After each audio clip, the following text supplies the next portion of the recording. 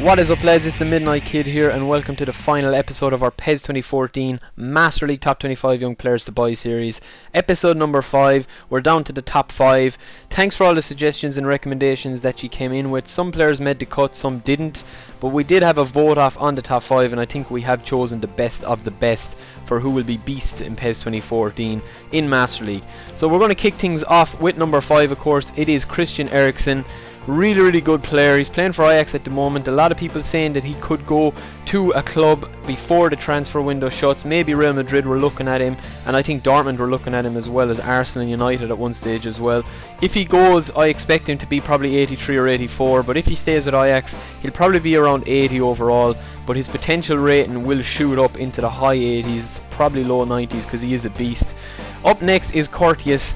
Now lads, this guy wasn't really much, well, I didn't know much about him last year. I know that he's out on loan again this year from Chelsea to Atletico Madrid, and I mean, he's supposedly the best keeper in La Liga last season, which is saying, you know, quite something as well. I know Cassius didn't play, but he's only 20, I think 21, and he is really good, so he's 4.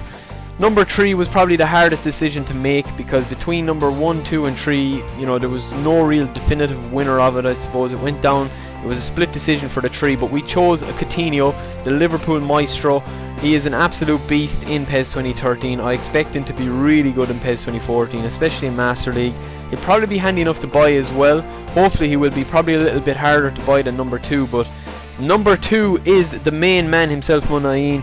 Been very quiet in the La Liga the whole season last year, but he was probably my favourite player in PES 2013, and he was also one of the most underrated players that was just so overpowered. I mean, he was just unbelievable. His dribbling, his shooting, his overall speed is really good.